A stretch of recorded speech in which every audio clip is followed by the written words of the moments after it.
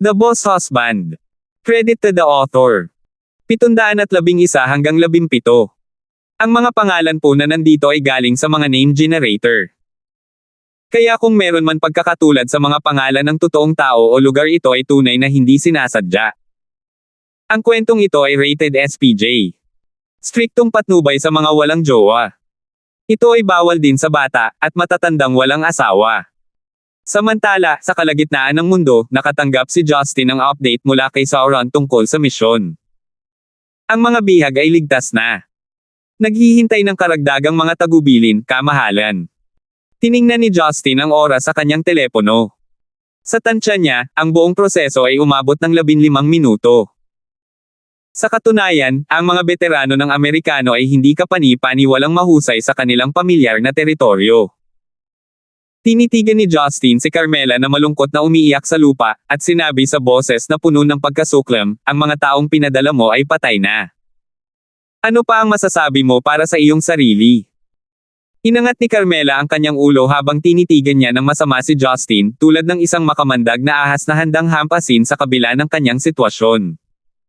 Maswerte ka na kumuha ako ng mga dimwits para sa trabaho. Kung gusto mo akong patayin, bilasan mo. Pero huwag mong pagsisihan ang kahihinatnan ng iyong mga aksyon. Handa si Carmela na mag-ingat sa hangin. Matapos ang matinding kahihiyan sa mukha ni Justin, kahit na sa lawak ng kawalan ng pagpipigil, mas gugustuhin niya mamatay kaysa mabuhay sa awa ni Justin. Ngayong pinigilan siya ng dalawang kabataang ito, wala nang pagkakataon sa buhay niya na gusto niyang balatan silang dalawa ng buhay. Hindi nabalisa si Justin habang sumagot, dahil sinabi mo iyon, wala na akong dahilan para wakasan ang iyong buhay. Ngunit sa aking pananaw, sa kabila ng wala ng anumang mga naunang salungatan sa ngayon, hahanap ka pa rin ng mga paraan upang magdulot ng kaguluhan para sa akin. Ang pagpapanatiling buhay ng isang makamandag na ahas na tulad mo ay babalik sa huli upang kagatin ako sa likuran. Cut the crap. Pumunta ka dito para patayin ako, kaya gawin mo na. Ngumisi si Carmela. Umiling si Justin. Ang pagpatay sa iyo ay magdadala sa akin sa mas maraming problema. Hindi ako ganoon katanga. Tumawa si Carmela. I knew it. Alam kong wala kang lakas ng loob na patayin ako. All these years that I've lived, I've met every personality that possible exists in this world. Akala mo ba talaga hindi ko mabasa ang duwag mong kalokohan? Nakita ko yun mula sa 1 milya ang layo. Ganun ba? Pinalis ito ni Justin habang lumingon siya kay Malcolm. Paano ka, gusto mo bang mabuhay? Sigurado si Malcolm na ngayon ang araw na mawawalan siya ng buhay, ngunit ngayon sa ugali ni Justin, maaari ba itong maging isang kislap ng pag-asa? Sa kabila ng pagkawala ng lahat na mayroon siya ngayon ay isang nagbagong tao. Inalagaan niya si Danica at ang kanilang hindi pa isinisilang na anak. Tahimik na tinitigan ni Malcolm ang walang malay na si Danica sa gilid, nagbabantang babagsak ang mga luha. Gusto niyang mabuhay. Kailangan niyang mabuhay para protektahan ang babaeng ito, para makita ang sarili niyang anak. Gusto kong mabuhay. Pakiusap. Iligtas mo ang aking buhay. Hindi nagdalawang isip si Malcolm sa kanyang dignidad habang nagsusumamo siya para sa kanyang buhay. Ito ang kanyang isang pagkakataon upang makita ang kanyang anak na ipanganak. Ano man ang kanyang matinding pagnanasa para sa paghihiganti, ito ay hindi malapit sa kapangyarihan ng pag-ibig ng ama. Pumalakpak. Walang pag-aalinlangan na lumuhad si Malcolm sa harap mismo ni Justin. Hindi ito awa o maling pagpapakita, ngunit isang matatag at tapat na paninindigan. Nakita ni Justin ang tunay na pagmamahal sa mga mata ni Malcolm habang binabantayan niya si Danica. Ang simboyo ng damdamin at pagmamahal niya sa kanya ay bahagyang nagpakilos kay Justin. Hindi ko akalain na isasama mo si Danica. Mukhang nahulog ka na talaga sa kanya, binanggit ni Justin na may bahagyang pagdaing. Tila tensyonado si Malcolm habang pilit siyang tumango. Noong una, niloloko ko lang ang nararamdaman niya. Kailangan ko siyang mahalin kung gusto kong magtagumpay. Pero habang tumatagal, napagtanto ko na siya lang pala ang nag-iisang tao sa buong buhay ko na totoong nagmamalasakit sa akin at walang gustong kapalit. Naiintindihan niya ako tulad ng walang iba. Nagtiwala siya sa akin. Sa tabi niya lang ako nakaramdam ng pagpapahalaga at paggalang. Wala siyang pakialam sa nakaraan ko o sa mga bagay na nagawa ko sa kasalukuyan. Ang presensya ko ay sapat na para sa kanya. Sumagot si Carmela sa kabilang sulok, nakakaawa. Nagbubuga ng anumang bagay na makapagpapanatili sa iyo ng buhay. Sa tingin mo ba ay sapat na ang kwento ng paghikbi mo para mabuhay ka? Maaaring natatakot siyang patayin ako, ngunit tiyak na hindi siya natatakot na patayin ka. Nanlamig ang tingin ni Justin. Iniangat niya ang kanyang binti, nag-ipon siya ng bumubuga ng hangin at biglang itinapon si Carmela sa labas ng lupa. Bang! Nabasag mismo ni Carmela ang isang display case na nagpapahintulot sa mga kaldero na bumagsak sa paligid niya. Ang pagkilos na iyon lamang ay sapat na para matamba siya. Natulala, sa wakas ay natanto ni Malcolm na kung gusto siyang patayin ni Justin, magagawa niya ito sa isang pitik ng daliri. Si Justin, gayunpaman, ay hindi mapakali habang nagpatuloy, kung hahayaan kitang mabuhay, paano ko malalaman kung susubukan mong saktan muli si Marian? Alam ng Diyos na maaari akong magpahinga sa lahat ng iyon. Natigilan si Malcolm sa pahayag habang sinimulan niyang pag-isipan ang kanyang mga pagpipilian. Sa halos isang minutong seryosong pag-isipan, napagtanto niyang hindi ito katumbas ng halaga at sumigaw, hindi ko gagawin. Isinusumpa ko sa natitirang bahagi ng aking buhay na hinding-hindi na ako magkikimkim ng damdamin ng paghihiganti sa kanya kailanman. Sigurado ka? Lumingon si Malcolm kay Danica habang umiiyak. I want to bring this dummy back to America to meet my parents. I'm thinking of looking for a real job once our child is born.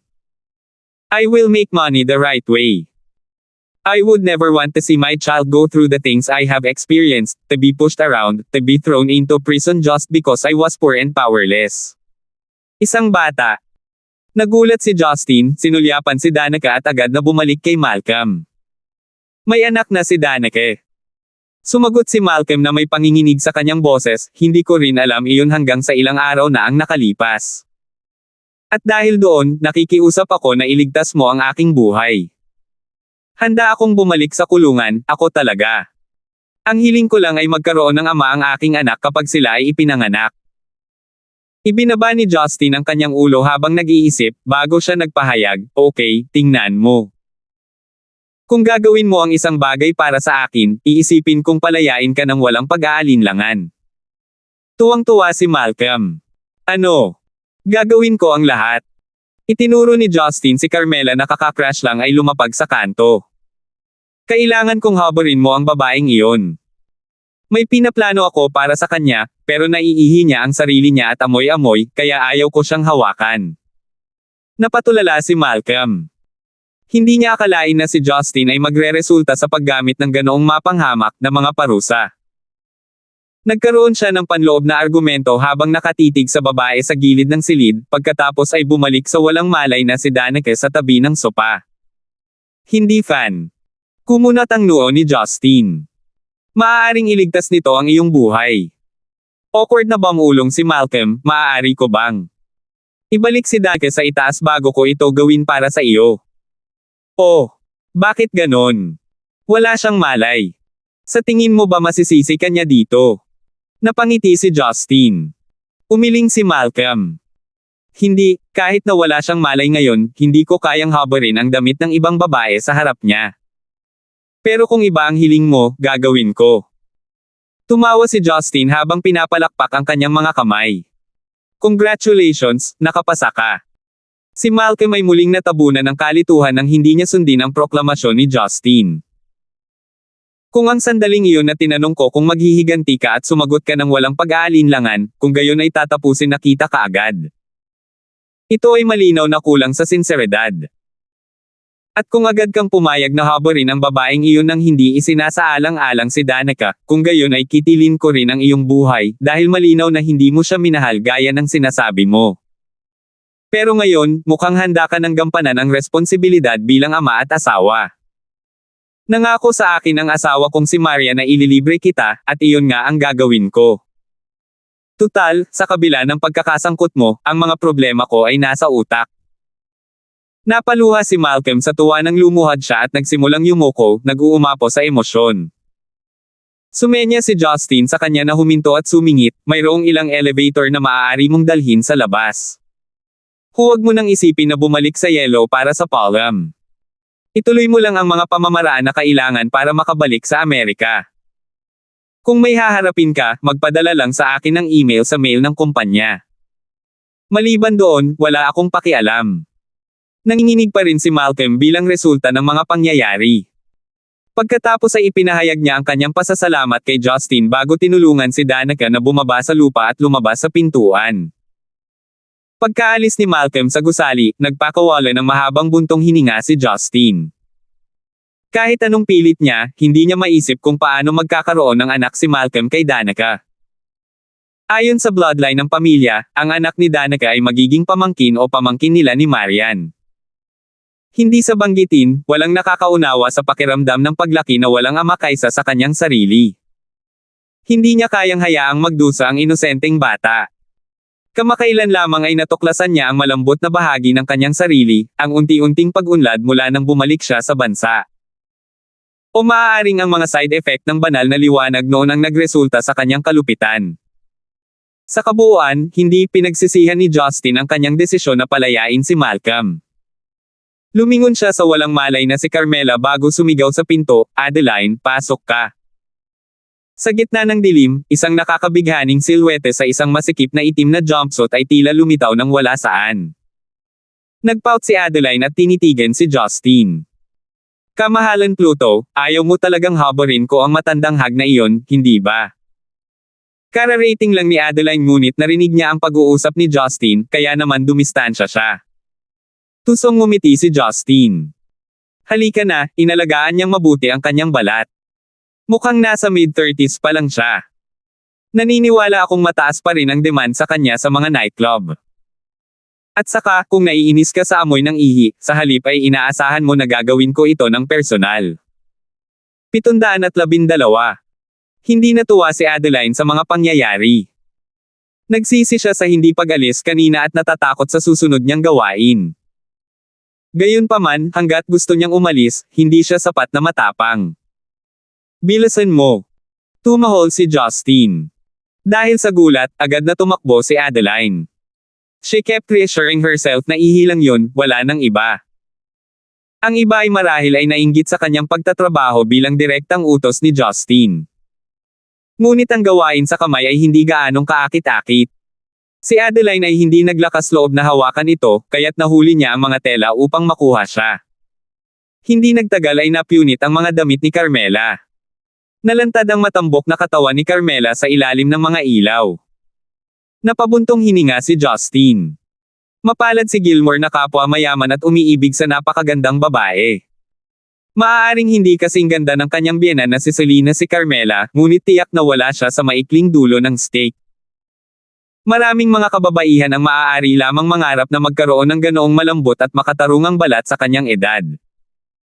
Ang babaeng ito, sa kasamaang palad, ay may basang tagpi sa pagitan ng kanyang mga hita na may kasamang kakaibang amoy. Nagsalubong ang kilay ni Adeline. Tumawa si Justin at kumaway kay Adeline. "Halika, sabihin ko sa iyo kung ano ang gagawin." Natarante si Adeline. "Hindi ba tayo kukuha ng kamera? Tumingin ka. Ano ang iniisip mong yumuko ako ng napakababa?" Halatang galit si Justin, bumantong hininga habang nakatingin sa malayo. Nilakad niya ang kanyang mga kamay sa likod, pagkatapos ay tuwang-tuwang sinabi, "Ang mga gumagamit ng mga larawan bilang blackmail ay mga duwag na kriminal. Nasaan ang iyong pagka-orihinal? Kailangan nating gawin ang mga bagay na naiiba dito. Wala bang naituro sa iyo ang iyong oras sa Sea Eagles? Ikaw ang pinakamahusay sa pinakamahusay. Ibig sabihin ay inaasahang gagawin mo ang mga bagay na hindi kayang gawin ng iba. Kami ba ay mga magsasaka? Hindi. Ano ang higit sa mga aksyon ng mga magsasaka na ito? Sining. Ano ang sining? Ito ay isang anyo ng buhay, mas mataas kaysa sa buhay mismo.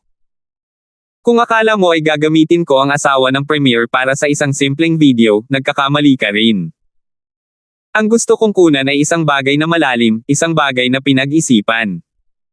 Parang isang art film. Nagulat ang babaeng Caucasian. Bagamat hindi niya masyadong naintindihan ang sinabi ni Justin, mukhang kahanga-hanga siya. Kung gayon, kamahalan Pluto, ano ang dapat nating gawin? Tanong ni Adeline, masunaring tumakbo kay Justin. Lumapit si Justin sa kanyang tainga. Ngumisi ito habang may ibinubulong sa kanya. Pagkarinig ni Adeline ay may kakaiba sa mukha niya. Kamahalan. Hindi ba pwedeng patayin na lang natin siya? I'm all for punishment pero parang masyadong malupit iyon. Hindi malupit. Sinabi ko sa iyo, ito ay isang sining na pelikula. Ano ang isang sining ng pelikula? Ito ay ang pagsasanib ng sining at panitikan. Dapat itong pukawin ang puso ng madla.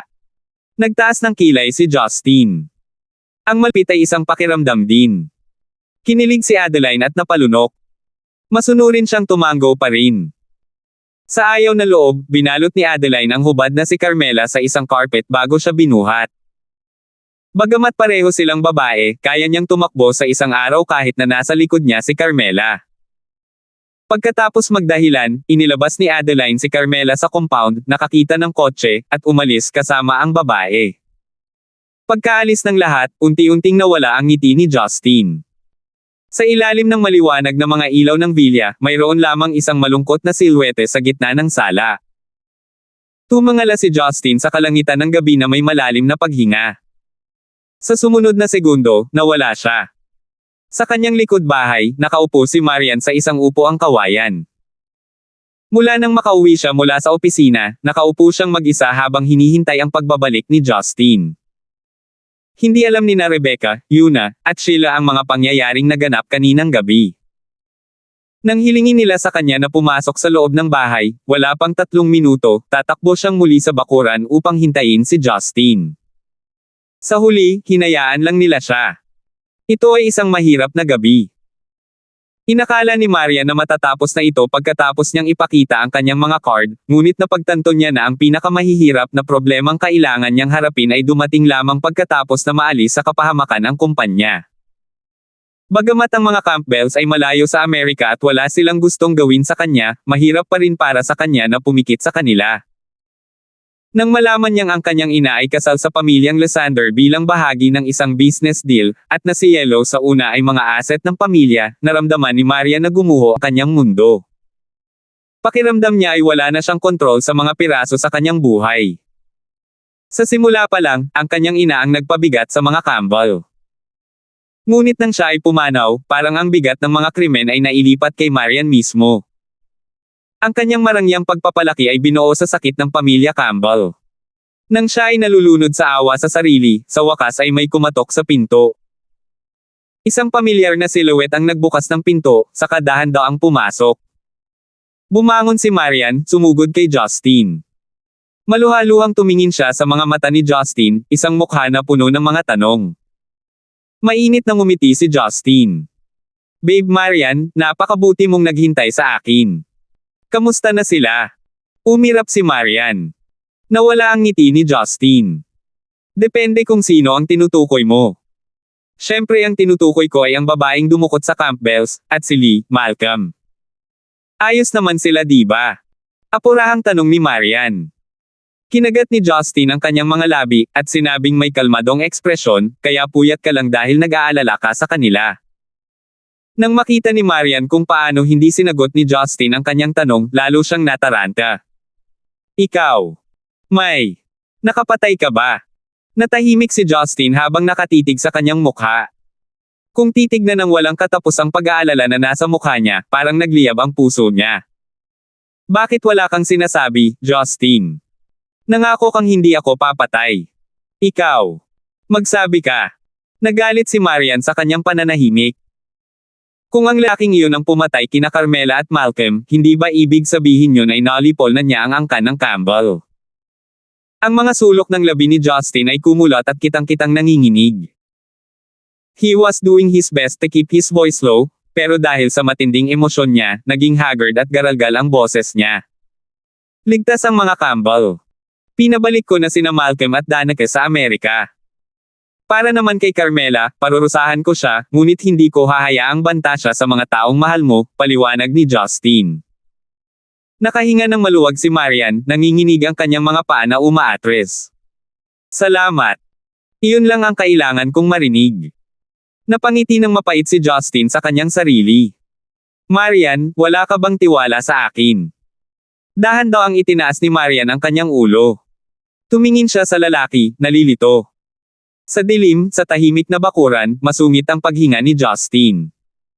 Hindi ko alam kung ano ang tingin mo sa akin. Simula noong kasal natin, nahuhulaan ko na lang kapag may problema ka dahil hindi mo sinasabi sa akin.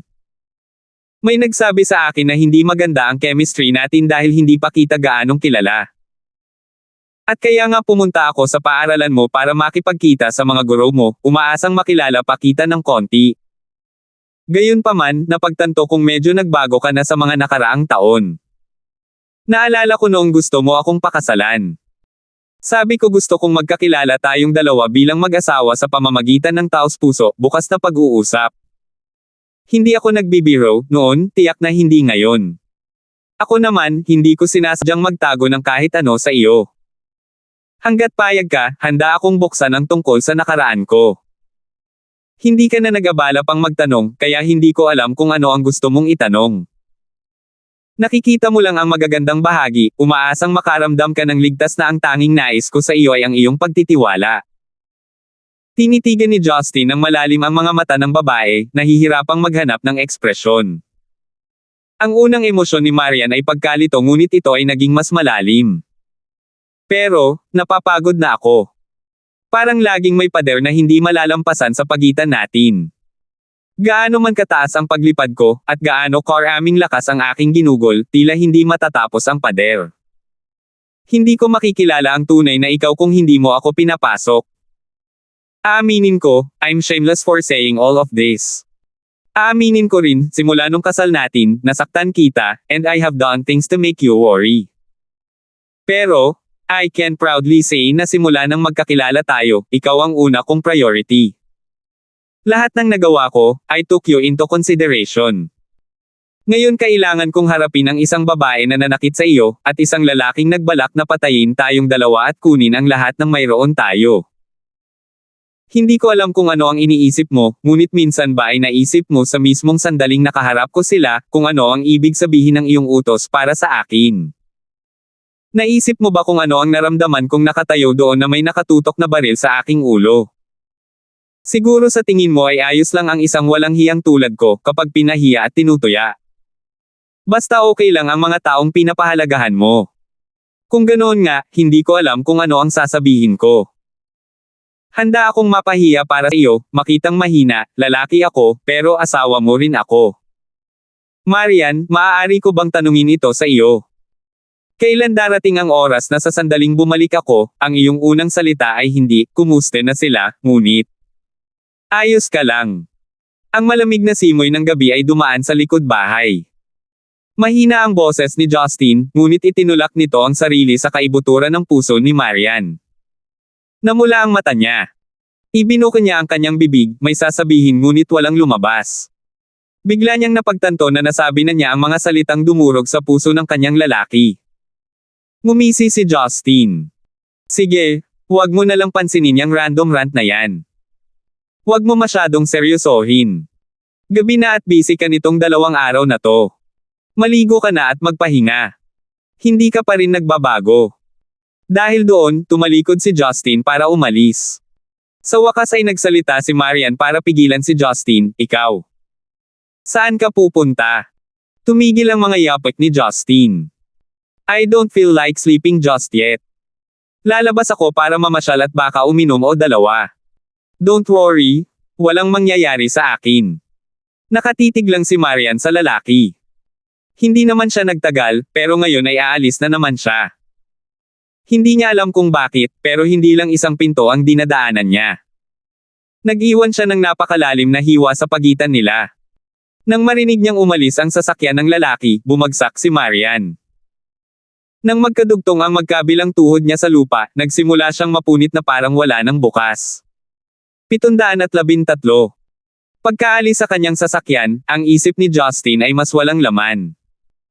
Pagkatapos ng lahat ng nangyari, ang gusto lang niya ay ang tahimik na oras na mag-isa. Hindi sigurado si Justin kung hindi siya komportable dahil matagumpay na namang namanipula ni Marian ang lahat, o nagalit lang sa kanyang mga pinili.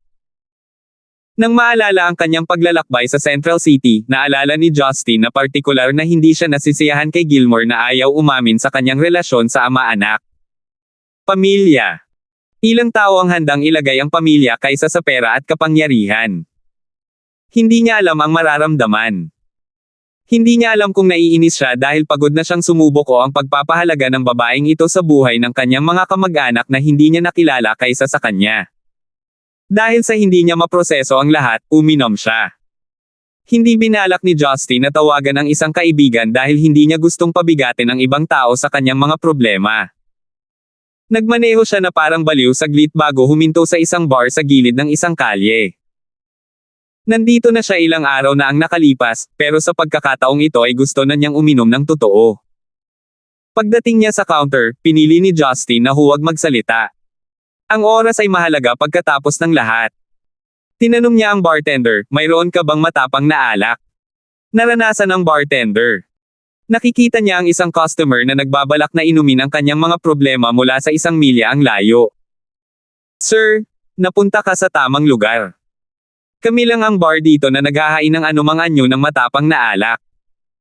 Gusto mo ba ng isang serving o dalawa ng tunay na 52% mautay na alak? Isang serving. Kinagat ni Justin ang kanyang mga labi. Tumawa ang bartender. Kung sa tingin mo ay sobra iyon, palagi akong makakapagbigay ng mas kaunti.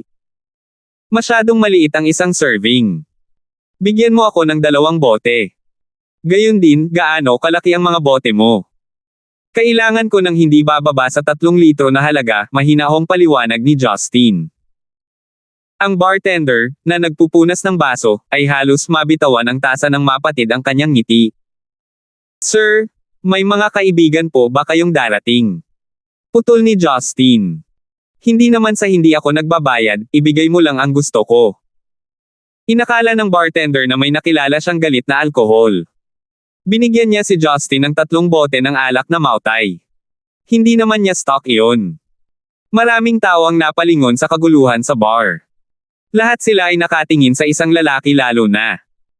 Ang lalaking nag-order ng 3 bote ng mautay ay maaaring baliw o may pagpaparaya sa karagatan.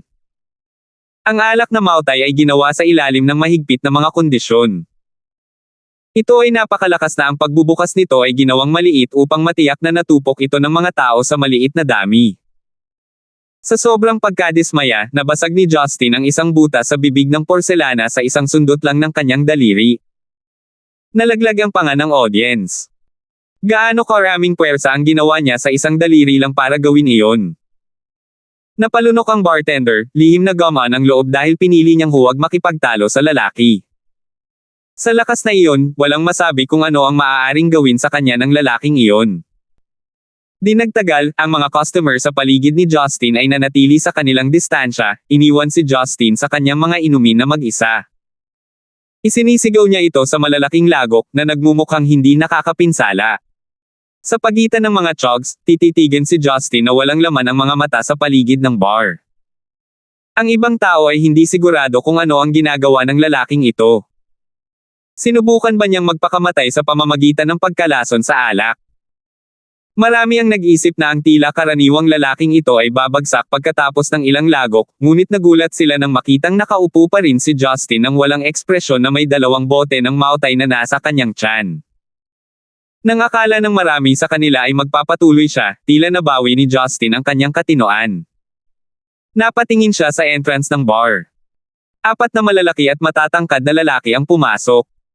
Lahat sila ay nakasuot ng puting kamisete at itim na slacks. Lahat sila ay halos 6 na talampakan ang taas. With the muscle curves on their arms, na starstruck ang mga single ladies sa bar. Ang unang tao ay nagkaroon ng isang crew cut. Nagpalingga-lingga siya sa paligid na parang may hinahanap. Sa puntong ito, lumapit sa kanya ang isang babaeng may makapal na makeup at isang mag-asawang umiinom sa lalamunan. She said with a slurred voice while grabbed his arm, "Hey cutie, my head isn't so well. Care to take me home?" Casual na sinubsob ng ginang ang kanyang malalaking suso sa kanyang braso at marahang hinimas habang nasa cleavage niya ang braso nito. Ang ilang mga lalaki sa bar ay pribadong tinawag siyang kalapitang mababa ang lipad ngunit nagseselos pa rin. Sa kasamaang palad, ang kanyang mga aksyon ay tila nag-trigger lamang ng isang malakas na pagtatuboy mula sa lalaki. Sa isang naiinis na iling, nahulog siya. Hooray! Napasigaw ang ginang sa sakit. Sa sahig, tila nagising siya sa kanyang pagkatulala. Sumigaw siya, gusto mo bang mamatay? Impotent ka ba o may STD ka? Okay lang kung hindi ka interesado, pero kailangan mo ba talaga akong itulak? Pupunta ako sa ospital, at magbabayad ka. Pagkalabas ng huling salita sa kanyang bibig, tumalon ang ginang sa lalaki, hinawakan ang braso nito na parang baliw.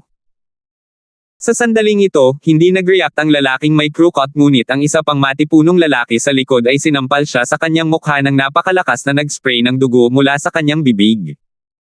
Natambo siya sa pader at nawala ng malay. Sumabog ang bar. Naghiyawan ang mga babae habang nagmumura ang mga lalaki. Maraming mga tao ang hindi sanay sa mga agresibong malandi na babae, ngunit kahit sila ay naisip na ang mga lalaki ay masyadong marahas. 4 na malalaking lalaki laban sa isang ginang. Ngunit ang sumunod nilang ginawa ay napatahimik ang lahat. 4 na makintab na Desert Eagle ang nabunyag mula sa kanilang likuran. Napabuntong hininga ang maraming tao. Alam nila kung ano ang kanilang tinitingnan. Isang beses pinaikot ng lalaking may kasamang crew ang mabigat na baril sa daliri niya na parang pinaglalaroan ang kanyang laruan. Pagkatapos ay sinabi niya na may malalim na boses, lahat, mangyaring huwag mag-alala. Hindi kami magnanakaw. Kami ay mula sa National Defense Ministry. Habang nagsasalita siya, kinuha ng lalaki ang isang itim na booklet mula sa kanyang bulsa sa harap, itinaas ito para makita ng lahat. Nakitang mga taong nakatayong malapit na isa itong dokumento ng pagkakakilanlan na may pambansang selyo. Narito kami sa isang apurahang atas upang hulihin ang isang kriminal. Bagamat ang sitwasyong nasa kamay ay medyo mahigpit, hindi namin nais na manghimasok sa pang-araw-araw na buhay ng mga sibilyan.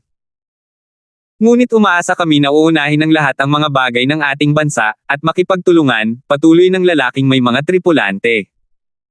Nagkatinginan ng iba pang mga customer, parehong gulat at takot.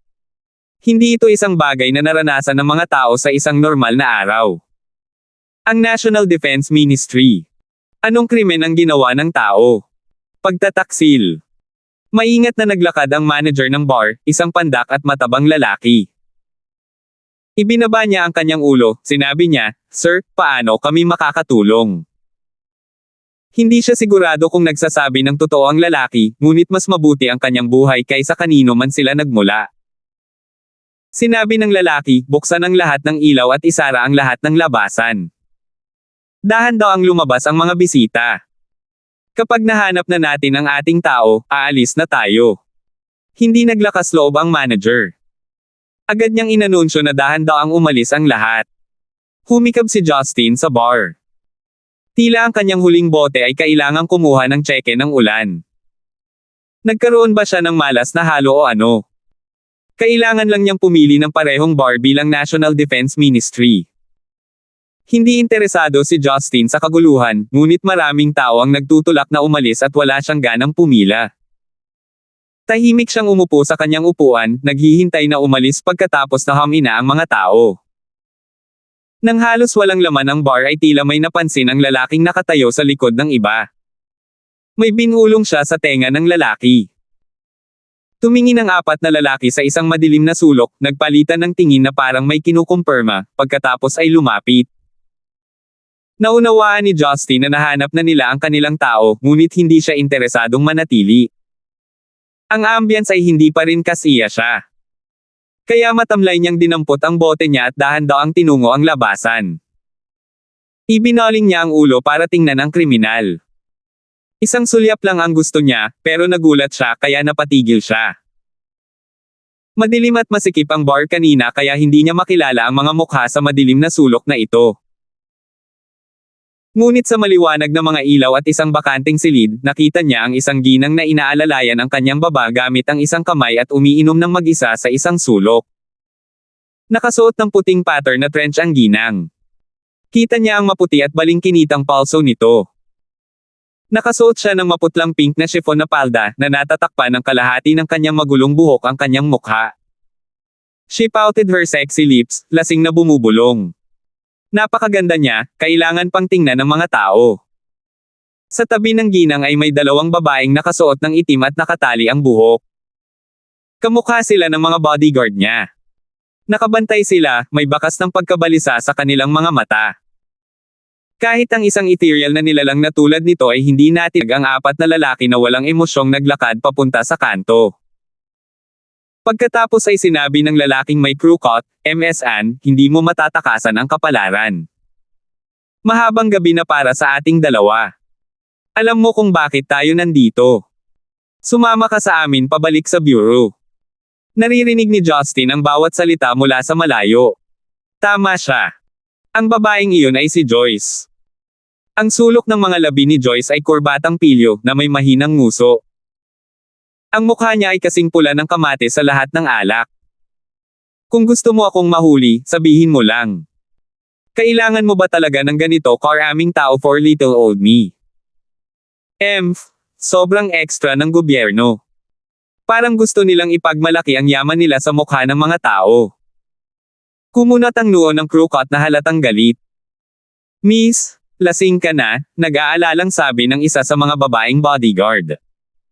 Hindi ako lasing. May sakit sa mga mata ni Joyce, ngunit siya ay ngumiti ng tamad.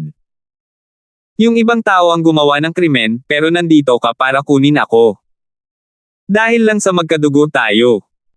May kasalanan siya kaya nadadamay din ako. Kunin mo lang siya, salakayin mo ang bahay niya, kung ano man. Hindi ako sasama sa iyo kahit anong mangyari. Mabigat ang tono ng paliwanag ng crew cut, Ms. Ann, mukhang hindi mo alam kung ano ang sitwasyon ng tatay mo, umalis na siya ng bansa sa tulong ng ilang mga kalaban, kaya kailangan ka naming ibalik para tumulong sa investigasyon. Ang kanyang lasing, nanlalabo na mga mata ay kumislap sa gulat sa isang segundo ngunit umalis kaagad nang dumating ito. Lumingon siya para diretsong hinarap ito, ikaw. Ipaliwanag mo sa akin minsan pa. Alas 8 ng gabi ngayon, pinilit ni Mr. Roland na dumaan sa customs sa border gamit ang mga ilegal na paraan. Hindi pa rin namin siya matunten hanggang ngayon. Ayon sa tagal ng panahon na lumipas, baka nasa labas siya ngayon sa international waters. Kailangan namin kayong tulungan sa investigasyon para matunten ang kanyang lokasyon. Tungkol naman sa mga negosyo at asset na pagmamayari ng mga Anclan, sabi ng Mechanical Clan, na freeze na namin. 714. Umiling si Joyce sa hindi makapaniwala. Hindi. Paano niya nagawa ito? Kinusot-kusot ng crew cut ang kanyang mga mata at iminuwestra ang kanyang dalawang subordinate. Agad silang gumawa ng isang pares ng posas upang ilayo siya. Ang dalawang babaeng bodyguard sa tabi ni Joyce ay hindi wallflower sa buong sitwasyong ito. Hinarang nila ang mga lalaki at ang isa sa kanila ay sumigaw, kahit na kailangan mo si Miss Ann para tumulong sa isang investigasyon, kailangan mo pa rin siyang tretuhin ng may paggalang. Ang mga posas ay para sa mga bilanggo, isang bagay na hindi Miss Ann. Anak siya ng isang pambansang taksil. Sa puntong ito, maswerte siyang nabuhay. At bakit sa tingin mo ay handa kaming magmakaawa sa kanya sa aming mga tuhod? Ang lalaking nagsasalita ay lalong nabalisa sa pangalawa. Galit na gumanti siya, humawak sa braso niya. Ang isang ahente ng National Defense Ministry ay malinaw na may kasanayan sa isang tiyak na antas. Tiningnan niya ito ng masama bago iginalaw ang braso sa sobrang lakas ng pagsabog kaya napabalikwas siya sa sofa. Hindi na namin gustong mag-aksaya pa ng oras. Miss Ann, sundan mo kami. Inutusan ng lalaki ang kanyang nasasakupan na panatilihin ang mga posas. Parang kailangan pa rin nila. Gusto siyang harangan muli ng bodyguard, ngunit pinigilan siya ni Joyce. Dahan-daang bumangon si Joyce. Ang kanyang mga labi ay mapatla, at ang kanyang magagandang mata ay puno ng luha. Bagamat alam niyang hindi ito maiiwasan, hindi ito kung paano niya pinlano ang pagbagsak ng sitwasyon. Literal na iniwan siya ng lalaking iyon. Iniwan niya siya para pabor sa sarili niya. I'll follow you. But at least let me inform my lover. Hindi naman dapat problema yun, di ba? Inipon ni Joyce ang kanyang emosyon. Siyempre. Kami ay mga ahente ng gobyerno, hindi mga kidnapper, sagot ng lalaki. Nagpasalamat si Joyce, kinuha ang kanyang telepono para mag-dial ng numero. Nang matapos ang linya, lumabas ang boses ni Justin. Isang mahinang bulong ang lumabas sa kabilang dulo ng telepono na may isang salitang hey. Joyce smiled with a hint of fear touch. Honey, I guess you're at home resting already. I'm sorry for wake up. I'm calling you kasi may nangyari. Oo, anong meron? Tanong ni Justin. Kinagat ni Joyce ang kanyang labi, pagkatapos ay tumawa ng maluha-luha, bigla akong inimbitahan ng isang kaibigan mula sa ibang bansa para sa kanyang kasal. Medyo nagmamadali ako kaya aalis ako kaagad. Tumatawag ako para sabihin sa iyo na baka hindi kita makontak ng ilang oras. Tumawag ka lang ng pang-internasyonal na long distance na tawag. Hindi tulad ng hindi natin ito kayang bayaran, walang emosyong sabi ni Justin. Hindi na napigilan ni Joyce ang kanyang mga luha, ngunit tinakpan niya ang kanyang bibig upang hindi marinig ni Justin sa telepono. Pinilit niyang ngumiti. Tinatimad akong mag-set up ng long distance service. Ipagpalagay mo na lang na nasa bakasyon ako. I gotta go now. Bye honey. Ibinaba niya ang tawag, huminga ng mahabang hininga at pinunasan ang kanyang mga luha. Nang malapit na siyang umalis kasama ang mga ahente, lumingon siya sa isang eksena ng isang lalaki na may hawak na telepono sa kanyang tainga na nakatayo pailas sa likuran nila. Si Justin ay tahimik na nakatayo hindi kalayuan sa kanila. Napakatanga mo. Hindi pa nga ako nakakapagpaalam pero tinapos mo na ang tawag. Hindi mo ba alam na mag-aalala ako? Nagsalita si Justin sa kanyang telepono. Nalaglag ang panga ni Joyce, hindi makabuo ng isang salita. Kagalakan, pagkabigla, kahihiyan, at takot, ang kanyang emosyon ay magulo. Bumibilis ang tibok ng puso niya pero nakatayo lang siya na para bang nagyelo sa oras. Nagtipon ng mga ahente mula sa sorpresa. Naghinala ang mga ito sa kanya dahil nagawa niyang makalusot sa kanila nang hindi nila nalalaman. Gayunpaman, ang pagiging romantiko ni Justin sa isang naristong magkasintahan ay halatang nagsisimula ng mabalisa. Ikaw ang manliligaw ni Miss Anne. This is none of your business. Umalis ka, sabi ng lalaking may crew cut habang sinenyasan ang kanyang kamay sa isang dismissing motion. Nang kumilos na ang lalaking naka-white shirt, biglang tumayo si Justin sa harap ni Joyce.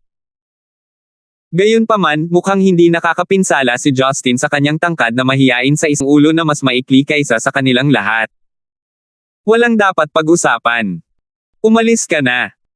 Nagdilim ang ekspresyon ni Justin, matigas at pinipigilan ang kanyang tono. Makipagtulungan o harapin ang mga kahihinatnan. Bagamat tayo ay mga tagapaglingkod sibil, mayroon pa rin tayong mga limitasyon. Ang mga ahente ay nagsisimula ng hindi mapakali sa ilang paghihigpit ng kanilang mga kamao sa pag-asam ng isang labanan. Ang ahente na nakaputi sa kalaunan ay sumuko sa kanyang mas marahas na kalikasan. Ang kanyang malupit na mga mata ay kumislap at ang kanyang kamay ay nag-swipe na parang bakal sa pagtatangkang hawakan ang balikat ni Justin at itulak siya palayo. Ang kanyang kamay ay hindi nakarating kay Justin. Basag. Basag. Ang tunog ng mga buto ay nagdulot ng takot sa tahimik na bar. Hindi alam ng lalaking nakaputi kung ano ang tumama sa kanya. Sa isang mabilis na galaw, narinig niya ang sarili niyang sumigaw bago naramdaman ang matinding paghihirap. Kalmadong tumingin si Justin sa lalaki. Nabali ang isang paa ko. Ngayon, tandaan, ang aso ay dapat magkaroon ng mga paa tulad ng isang aso. Sa wakas ay nakabawi si Joyce. Bagamat hindi niya alam kung bakit biglang sumulpot si Justin sa bar, alam niyang hindi niya may tatago o maiiwasan ang bagay na iyon. Nararamdaman niya ang galit na bumabalot sa balat nito, kaya hindi siya naglakas loob na hadlangan si Justin. Nakaupo lang si Joyce ng maganda at pinagmamasdan ang kanyang lalaki mula sa likuran. Una silang nagkita sa isang bar. Pinoprotektahan din siya noon. Damn it! Galit na galit ngayon ang crew cut agent. Itinaas niya ang kanyang handgun, nakatutok sa ulo ni Justin. You little shit, you have some skill there. Ngayon seryoso akong naghihinala na may kinalaman ka kay Roland. Arestado ka rin. Kung ito ay Central City, hinding-hindi mangyayari para kay Justin na nakatutok ang baril ng isang lingkod bayan sa kanyang sariling ulo. Aalisin sana ni Sky Dragon at Yezi ang anumang posibleng pagbabanta bago sila dumating sa harapan niya. Ngayon, bagamat ito ay seryoso, hindi ito mahalaga kay Justin halos gaya ng iniisip ng mga ahente. Ang pagkakaroon ng mga kaalyado na nanunood sa kanya ay maaaring malutas ang ilang mga problema ng mas maaga, ngunit maaaring hindi nila siya maprotektahan kapag may mga salungatan. Tulad ngayon. Biglang nag-swipe ang kamay ni Justin. Naagaw ang baril ng mas mabilis kaysa sa reaksyon ng ahente. Naramdaman na lamang ng crew cut agent ang isang hindi masusukat na puwersa na humila ng baril mula sa kanyang pagkakahawak. Nang tumingin siya kay Justin, maging ang sumisigaw na lalaki sa sahig ay nakatingin sa gulat. Hinawakan ni Justin ang handgun, ngunit ang bar eyes ay nakatutok sa kanyang sariling templo. Galit ba siya? Magpapakamatay. Hobby. Ibaba mo yan. Noon pa man ay alam ni Joyce kung gaano kabuti si Justin, ngunit siya ay isang babae. Ang mga babae ay nag-aalala para sa kanilang mga lalaki. Hindi nagbigay ng panahon si Justin para mag-isip-isip ang mga manunood. Hinailan niya ang gatilyo, pinakawalan ang bala. Boom! Ang handgun ay may malakas na pag-urong, ngunit ang braso ni Justin ay halos hindi gumagalaw ng 1 milimetro. Matapos ang isang simoy ng usok, isang maliit na bola ng pilak itim na metal ang nahulog sa lupa. Tahimik itong gamulong paikat bago huminto sa lupa. Namutla ang 4 na mukha. Iyon ay isang bala na nagpaputok mula sa isang handgun. Gaano karaming puwersa ang kailangan nito upang huminto, lalo na ang pagsiksik ng bala sa isang patag na bola na ganyan. Muling lumingon ang mga ulo kay Justin, na mahinahong ibinaba ang handgun. Naiwan ang kanyang ulo na walang galos o marka. Inihagis ni Justin ang handgun sa lupa. At naniwala kang mahuhuli mo ako. Pat. Walang imak ang 4 na lalaki. Nakilala nila ang mga bihasang tao sa kanilang buhay, ngunit walang sapat na makapangyarihan upang pigilan ang isang bala mula sa point-blank range. Sige, sa hitsura ng inyong mga mukha ay parang oras na para kayong 4 na gamulong habang ang inyong mga buntot ay nakasukbit sa pagitan ng inyong mga paa, sabi ni Justin. Umatras ang mga ahente at nagmamadaling pumayag. Oo, oo. Aalis na kami. Ang mga matalinong tao ay ang mga may intuition. Sa ngayon, ang isip ng crew cut agent ay lumipat sa self-preservation. Ang kanyang trabaho ay hindi katumbas ng kanyang buhay. Kumunat ang noo ni Justin. Sabi ko pwede kang lumabas, hindi mag-walk out. Natigilan ang 3 lalaki na nakatayo pa rin. May reputasyon silang pinoprotektahan. Paano makikita ang 4 na ahente ng National Defense Ministry na naglalabasan na lahat ay nanunood? Bumantong hininga si Justin ngunit tinatamad siyang tumugon.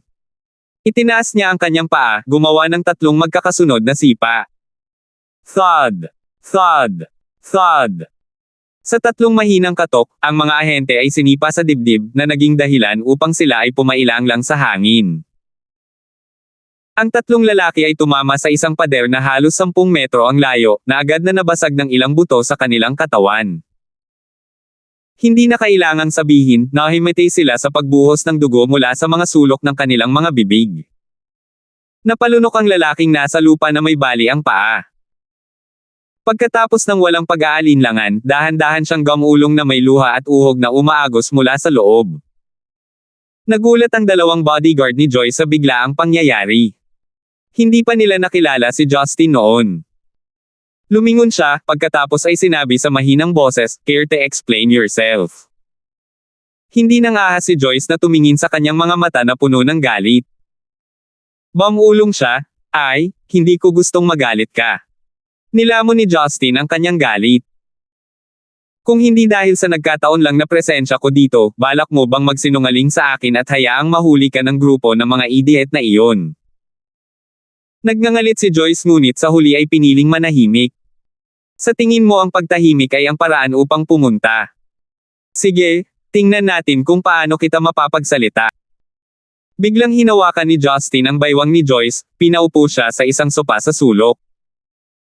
Pagkatapos, inihiga niya ang kanyang mabangong katawan ng paalang sa kanyang kondangan. Ikaw. Anong ginagawa mo sa miss namin? Tumalon ang dalawang bodyguard para pigilan siya. Gayunpaman, bago sila makalapit, isang sabog ng enerhiya ang nagtulak sa kanila palayo. Sa puntong ito ng karunungan ni Justin, maaari niyang manipulahin ang True Yuan kahit na gusto niya. Hindi niya sinaktan ang mga ito. Ang dalawang bodyguard ay sinanay lamang sa martial arts. Hindi nakapagtataka na mabigla sila sa tila imposibleng hakbang na ito. Dahil sa putok ng baril, wala nang laman ang bar. Hindi rin naglakas loob na pumasok ang mga tao sa labas kaya silang apat lang ang nag-occupy sa bar. Hinawakan ni Justin ng mahigpit si Joyce sa kanyang katawan upang ang pagtutol ay walang saysay. Ginamit niya ang kabilang kamay para iangat ang pink na palda niya na nagpapakita ng pulang maliit na panty. Naramdaman ni Joyce ang malamig na draft sa kanyang likuran. Ang kakilakilabot na lalaking ito, sa lugar na ito, ay hinaila ang kanyang panty hanggang sa kanyang tuhod. Sa takot at pangamba na bumabalot sa kanyang katawan, nanginig ang magagandang bonten ng laman. Ang pink, nakakabighaning bitek sa kanyang mga hita ay nababalot ng maliliit na patak ng hamog.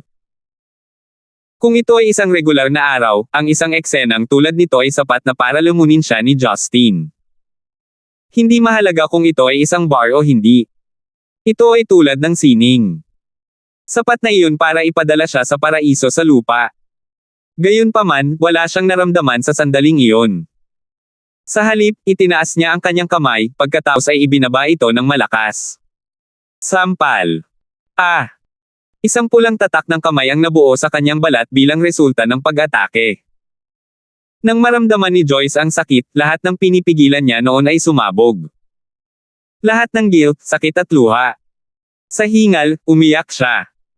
Nataranta ang dalawang bodyguard na parang nahihiya. Hindi ba dumating ang lalaking ito para iligtas siya? Bakit niya ito gagawin sa kanya sa sitwasyon nila? Kahit manliligaw siya, bakit kailangan pa niya itong hampasin ng husto? 715. Si Justin ay hindi nagpakita ng mga palatandaan ng pagpapaubaya sa kabila ng kanyang masakit na pag-iyak, habang patuloy niyang hinahampas ang kanyang malambot na likuran. Tuluyan nang napaluha si Joyce, habang sinisigawan niya ang kanyang pinipigilang puot kay Justin. Justin, grabing tao ka. Brat ka. I hate you. I hate you so much. Kahit na ang karaniwang banayad na babae ay sumabog sa kanyang mukha, si Justin ay halos hindi naapektuhan habang sinasaklaw niya ito sa kanyang yakap. Gamit ang isang kamay, hinawakan niya ang baba ni Joyce, na nagudyok sa kanyang matambok na labi na bahagyang bumuka. At bago pa siya makapagtanong kung ano ang nangyayari, idiniin niya ang labi niya sa labi niya ng may matinding puwersa. Si Joyce ay patay ng magre-ranting 1 minuto lang ang nakalipas. Ngunit ngayong nakalok na ang kanyang mga labi sa mapusok na halik na ito, tila hindi mabuo sa kanyang bibig ang kanyang mga salita ng galit. Malinaw na nasa impluwensya sila ng alak. Ang kanyang hininga ay may bahid ng alak. Lalo nitong pinasigla ang pagnanasa ni Justin habang inilapat niya ang kanyang dila sa kanyang lalamunan. Noong una ay nag-aatubili si Joyce na samantalahin siya ni Justin, lalo na pagkatapos ng kanyang walang awa na parusa. Ngunit sa sandaling yakapin siya nito, pinunit nito ang marupok na pader nito. I guess ang gusto niya lang ay iiyak ko ang puso ko. Ang sakit na naramdaman ko sa aking katawan ay walang halaga kung ihahambing sa kanyang damdamin. Tumulo ang luha ng pasasalamat sa kanyang pisngi at pagkatapos ay sa kanyang pisngi. Ang dila ni Justin ay tuluyang dumula sa bibig ni Joyce. Kadalasan sa opisina, isusuko ni Joyce ang kanyang mabangong labi hanggat gusto ng kanyang kasintahan. Pagkatapos ng lahat, ang matalik na pagkakaibigan ay hindi karaniwan sa pagitan nila. Sa relatibong pagsasalita, ang isang halik ay karaniwang pampaganya lamang. Hindi ito isang bagay na binigyang pansin ni Justin. Pagkatapos ng lahat, ang pangunahing bahagi ng ganap na pagkakasalubong ay mas mahalaga. Si Joyce naman ay bukas sa lahat ng kanyang pangangailangan. Alam niyang hindi siya ang pinakamamahal nito sa kanyang harem. Wala rin siyang opisyal na titulo sa grupo ng mga babae nito. Ang tanging magagawa niya ay ayelay ang sarili bilang kapalit ng pagmamahal na labis niyang hinahangad. Si Justin ay hindi kailanman gumawa ng labis na pagsisikap sa paghalik sa kanya. Sa huli, ito ay ang kanyang malambot, nakakabighaning mga kurba na gusto niyang magpakasawa. Ngunit ngayon, ang mapusok na halik ni Justin, malambot at maislan, ay hindi pa nagagawa sa kanya, isa na nagpaisip sa kanyang muli na ang lahat ng kanyang mga palagay ay baluktot sa huli. Ginugad ng mga labi niya ang bawat sulok ng bibig niya, sarap sa sarap na binigay nito. Medyo malabo ang tingin ni Joyce, hindi dahil mahina siya, kundi dahil hindi pa niya naranasan ang halik na ganito kaganda. Walang kamalay-malay, ang kanyang maisla na dila ay mas lalo pang hinaplos ng pangalawa, dahilan para mapaungol siya ng mahina. Ang isang koneksyon ng variant na ito ay walang alinlangan na iba sa kanilang karaniwang intimate exercises. Nagdugo ang isang ito sa mga emosyon mula sa puso. Nagdulot ito ng banyagang pakiramdam ng pagiging pamilyar ng lalaking mahal na mahal niya. Ang kanyang malalaking bubbly na mga mata ay nakatitig mismo sa mukha ni Justin na nasa millimeters lang ang layo mula sa kanya. Ngunit ni minsan ay hindi umiwas si Justin sa kanyang titig habang ipinagpatuloy nila ang kanilang lip-lock battle. Ang dahilan kung bakit siya nakikibahagi dito ay upang patunayan ang isang punto. Hindi niya ito minahal ng mas mababa kaysa sa iba pa niyang mga babae. Nais ni Joyce na manatili siya sa posisyong ito magpakailanman, ngunit ito ay malinaw na kailangang tapusin. Gayunpaman, hinayla siya ni Justin pabalik sa realidad. Habang unti-unti niyang nilalayo ang mga labi niya sa labi niya, may isang string ng pilak na nakaunat sa pagitan. Ito ay isang senyales ng kung gaano mapusok ang halik. Marahang hinaplos ni Justin ang likod ni Joyce gamit ang isang kamay habang inaalo siya nito. Pagkatapos ay sinabi niya, ilabas mo ang lahat. Mas gaganda ang pakiramdam. Biglang tumalikod si Joyce habang nakahawak siya sa mga palad ni Justin. Ngumisi, tinuya niya, sapat na ang sakit ng isang sampal. Napakalupit mo para gawin iyon ng 4 na beses. Ito ay para sa iyong kapakanan. Walang magawang ngumiti si Justin. Nasakit sa akin na gawin ito pagkatapos ng unang sampal ngunit alam kong kailangan itong gawin. Lumaki ang mga mag-aaral ni Joyce kasabay ng kanyang pagkalito. Bakit? Well, dahil sinimulan kitang sampelan sa isang tabi ngunit sa lalong madaling panahon na pagtanto ko na ang paggawa nito ay magiging asymmetrical. Kaya naisipan kong paluhan ang isa mo pang butt cheek. Gayunpaman, pinalo ko ang pangalawa ng napakalakas. Naging asymmetrical muli. Kaya para mapantayan ito, hinampas ko ang unang pisngi, ngunit muli ito ay masyadong matigas. Ang parehong bagay ay paulit-ulit, ngayon ay nagpapahinga na sila ng 4. Pare-parehong bubbly, matapang na paglalarawan ni Justin, habang sabay-sabay na inaabot ang kanyang butt cheeks, marahang kinurot ang mga ito. Galit at nahiya si Joyce sa kanyang paliwanag. Ang paraan na nagkaroon siya ng lakas ng loob na gumawa ng isang bagay na ganap na walang kaparirikon na tunog na napakahusay na makatwiran. Inikot niya ang kanyang mga mata at sinabing, sige, bitawan mo ang puwitan ko. Kailangan kong magsuot ng pantalon ngayon. Alam mo bang pinagmamasdan nila tayo sa buong oras, di ba? Si Joyce ay natural na nagsasalita tungkol sa 2 babaeng bodyguard na ganap na natulala. Hindi nila maintindihan ang sunod-sunod na mga kaganapan na humantong mula sa paghampas hanggang sa isang mapusok na halik. Humajejek si Justin habang patuloy niyang hinahaplos ang kanyang likuran ng ilang sandali pa, bago niya ito binitawan habang hinihila ang kanyang damit na panloob pataas. Ay pangako mo sa akin na hindi ka na magsisinungaling sa akin. Kung hindi, baka sampelan kita hanggang sa mamaga ka. Binigyang diin ni Justin habang mahinang tinapik siya sa mukha. Natakot si Joyce nang hinawakan niya ang kanyang palso at itinapon ang kanyang kamay palayo. Oh grabe! Ginamit mo ang iyong mga kamay upang paglaruan ang aking puwitan at ngayon ay ginagamit mo ito upang hawakan ang aking mukha. Hindi ba't isa pang bahagi iyon ng iyong laman, ano ang karumaldumal doon? Casual na sagot ni Justin. Halos himatayan si Joyce sa kanyang sinabi. Ayos lang sana kung sila lang, pero ngayong nasaksihan na ng mga bodyguard niya ang buong pangyayari, nahihiya siyang tingnan man lang sila sa mga mata. Hindi nakakagulat, pagkatapos na maunawaan ng 2 bodyguard ang sitwasyon, sinubukan nilang pigilan ang kanilang pagtawa. May nangyari ba? Agad na bumalik si Justin sa kanyang matigas at mahigpit na sarili habang nagtatanong. Masyadong mabilis na nakabawi ang mukha ni Joyce mula sa kahihiyan habang ipinakita niya ang mukha ng solemnidad. Bumantong hininga siya, actually. Bago pa makapagpatuloy si Joyce, tumunog ang telepono ng bodyguard. Humihingi ng paumanhin ang bodyguard na sumulyap kay Justin bago niya sinagot ang tawag para magtanong tungkol sa kasalukuyang sitwasyon. Ilang saglit lang, ang galit na bodyguard ay nag-anunsyo kay Joyce, "Miss, may nangyari sa clan." Nagkakaroon sila ng panloob na awayan tungkol sa paghahati-hati ng kayamanan ng clan. Si Joyce pupils ang gumulong palabas ng mga tanawin habang siya ay bumagsak sa mga braso ni Justin, na parang nakuryente.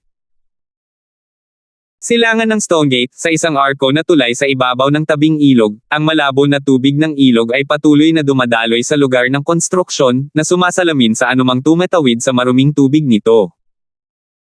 Hindi na malamig ang panahon noong Mayo, dahil umunlad ang populasyon ng mga peste sa rehiyong ito kung saan sagana ang tubig. Gayunpaman, ang bakanteng espasyo sa ilalim ng tulay ay kilala bilang isang lugar para sa mga walang tirahan upang magtipon at magpalipis ng gabi. Ang mga peste ang pinakamaliit sa kanilang mga problema. Ang kanilang prioridad ay isang bubong sa kanilang mga ulo at isang kanlungan mula sa mga bagyo. Sa ilalim ng tulay ay may 4 na pulubi na nakasuot ng basahan at nakabalabal. Ang kanilang walang silid na hitsura kasama ang kanilang hindi umiiral na kalinisan ay naging isang nakakatakot na tanawin. Sa kanilang magkakaibang accent, masaya silang nag-uusap tungkol sa mga paksang hindi nababato ang mga lalaki. Sa pagkakaalam nila, nabigo at tinalikuran sila ng lipunan. Ang kanilang buhay ay walang halaga, na walang kahulugan o kinabukasan. Ang tanging kauiwan nila ay ang manatili sa gabi kung saan nila nakikitang angkop. "Bakol, nabalitaan ko na ikaw ay marunong bumasa at sumulat. Bakit ka magmamakaawa kung literal na mayroong mundo para sa iyo?" Tanong ng balbas na scavenger.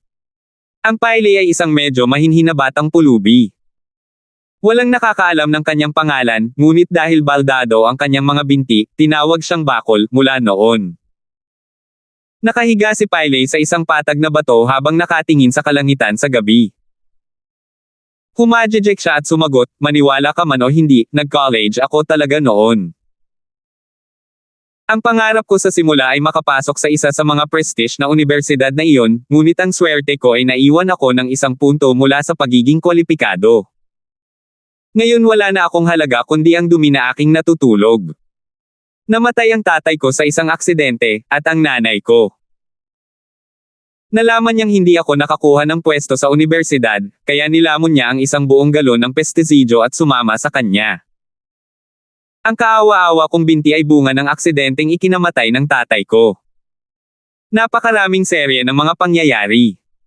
Ano pa ang mga pagpipilian ko maliban sa humingi? Tingnan mo, may scholar tayo dito." Panunukso ng isang maitim ang balat na scavenger. Ang Pyle, gayunpaman, ay nilibang. "Sinasabi ko sa iyo, ang tanging dahilan kung bakit ako naririto ay dahil ipinanganak ako sa maling lugar. Kung ako ay lumaki sa Stonegate o Central City, kasama ang aking mga resulta, ang mga tao ay magtapon ng mga scholar para sa akin. Ngunit sa halip, ang aking bayan ay walang iba kundi isang kakaunting maliit na bayan, malayo sa mga tanawin at tunog, na halos walang mga pwesto para sa kwalifikasyon. Ano ang mas masahol pa? Kalahati sa kanila ay agad na sinaktan ng mga kutong iyon na may background sa politika. Kung alam kong ang lahat ng mga taon ng pag-aaral ay magdadala sa akin dito, tiyak na tinipon ko ang bayad sa paaralan at sa halip ay manghuli ako kasama ang aking ama. Screw that. Nasasabi mo lang iyan dahil nandito ka. Kung talagang binigyan ka nila ng pagkakataong muling magkatawang tao, masusunod mo pa rin ang iyong orihinal na layunin, hindi ba?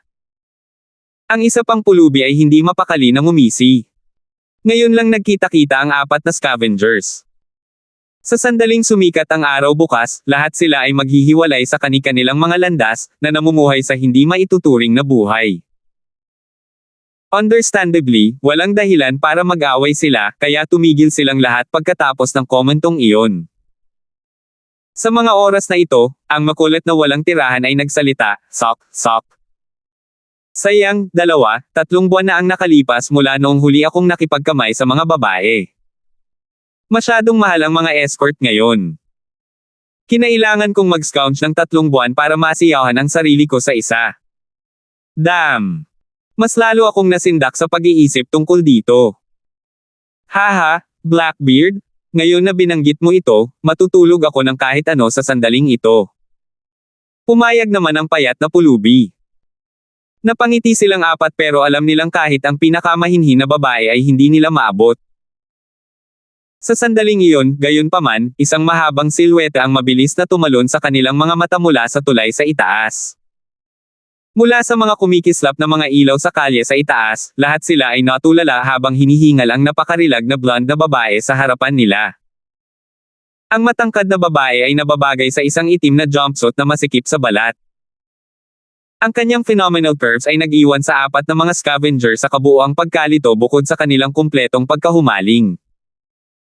Hindi kaya ngayon na ang araw na sa wakas ay ipinagkaloob sa kanila ng langit ang kanilang matagal nang nararapat na regalo. Well, I guess you guys would do? Panunokso ni Adeline bago siya nagpatuloy sa Mandarin, gusto mo ba ng isang babae para sa gabi? Napatulala silang apat bago nauutol na sumagot si Cripple with the brightest mind, Missy, are you sure you want this? Napagtanto ni Adeline na na-misinterpret nila ang kanyang mga salita habang nakakunot ang noo niya. Well, obviously not me. But, I have something pretty good for the 4 of you. Nang matapos ang kanyang pangungusap, muli siyang tumalon sa tulay, at makalipas ang ilang segundo ay bumalik kung saan nakatayo ang mga scavenger, sa pagkakataong ito ay may kasamang nasa katanghaliang gulang na babae na nakabalot sa carpet. 716. Kalat-kalat ang trapiko sa highway na umaalis sa Stonegate. Ang dalawang babaeng bodyguard ay nakaupo sa mga upuan sa harap ng maliwanag na pulang Porsche Cayenne na karaniwang minamaneho ni Joyce. Nakaupo sa likuran nila sina Justin at Joyce. Magkahawak kamay, ipinatong ni Joyce ang kanyang ulo sa balikat ni Justin na kalahating tulog. Parang pagod na pagod siya pagkatapos ng lahat ng nangyari. Tapos na siya sa pakikipag-usap para sa gabi. Ang gusto lang niyang gawin ay sumandal kay Justin at mapahinga. Habang pinag-iisipan ni Justin ang ilang mga bagay, ang kanyang mukha ay nagsimulang magpakita ng mga ekspresyon ng pagkasuklam. Matapos mabatid ni Joyce ang mga isyu sa angkan ng Anne, ang unang pumasok sa isip ni Justin ay, kung alam ko lang ito, pinakain ko na sana ang tanggang lalaking iyon na si Roland sa mga peteng kasama ang ama at anak ni Brown. Ito ay hindi isang maliit na isyu sa anumang paraan. Gayunpaman, hindi ito eksaktong bagay na pinagkakaabalahan ni Justin. Nagsimula ang lahat sa isang salungatan na nakakuha ng internasyonal na atensyon sa nakalipas na 2 buwan. Ito ay ang alitan sa pagitan ng Zenica at Pilipinas sa pagmamayari ng isang isla. Hindi alintana kung paano pinaghiwa-hiwalay ang usapin, malinaw na ipinahayag nito na ang Pilipinas ay gustong magdulot ng kaguluhan para sa Zenica. Sila ay may sapat na kumpiyansa na hatakin ang gayong pagkilos dahil sa kanilang suporta sa hukbo ng US. At sa kabila ng panunumbat ng maraming mamamayan dahil sa pagiging inutil, nanindigan ang matataas na opisyal sa Zenica. Tumanggi silang magbukas laban sa Pilipinas. Ngunit hindi parang kailangang sundin ng gobyerno ang bawat kapritsyo at kagustuhan ng mga mamamayan nito. Gayunpaman, hindi iyon nangangahulugan na hindi nila aktibong sinusubukang kontrolin ang sitwasyon. Nagpadala sila ng mga marino upang magbantay sa isla kung sakaling magkaroon ng anumang biglaang pag-atake. Sa katunayan, naunawaan ni Justin kung bakit nangyari ang ganoong sitwasyon. Ang digmaan ay hindi sa pagitan ng Pilipinas at Zenica tulad ng inaakala ng karamihan, ngunit sa pagitan ng US na nagkukubli sa nino ng labanang ito. Sanglalang ang Pilipinas sa kanilang laro. Kahit na ang Blue Storm, ang espesyal na organisasyon mula sa US ay hindi napakalakas, ang mundo ay kabilang sa 7 bilyong tao na naninirahan dito. Ang mga tao ay mga panlipunang nilalang, kaya ang tunay na pinuno ng mundo ay hindi tinukoy ng mga eksperto o organisasyon. Ito ay nakasalalay sa pinagsamang kompetisyon sa teknolohiya, ekonomiya, at kultura ng bawat bansa. Ito ang mga tunay na batayan na nagpapanatili sa isang lipunan na sumulong. Ang brute force ay maaari lamang pumatay, hindi lumikha. Kung talagang papasok ang Zenica sa isang digmaan sa Pilipinas, ang bilang ng mga pagkalugi sa parehong pondo at tauhan ay magpapalakas at magpapasaya lamang sa hukbo ng US.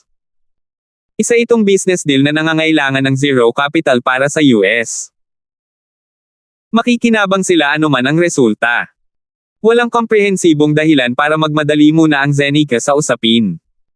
Siyempre, hindi rin masyadong tanga ang gobyerno ng Zenica. Ipinagbawal nila ang iba't ibang export at import sa pagitan ng Zenica at Pilipinas. Ang biglaang paghinto ng panastos ng iba't ibang pangangailangan sa buhay ay nagdulot ng mga paghihirap mula sa mga mamamayan. Sa kasalukuyan, ang hukbo ay natigil pa rin sa tubig sa isang paghaharap laban sa hukbo ng Pilipinas. Ang ilan sa mga sundalo ay maaaring magkaroon ng maraming hinaing, ngunit ang mga utos ay mga utos. Kaya maaari lamang silang manatili sa kanilang mga posisyon. Si Justin ay nakasaksi ng maraming digmaan sa kanyang buhay. Batid niya ang pinsalang maaaring gawin ng digmaan. Kaya naman, nasilip na lang niya ang mga mapanuksong mensahe online, ngunit sa puso niya, umaasa siyang magagawa nilang sumuko ang kalaban ng walang digmaan.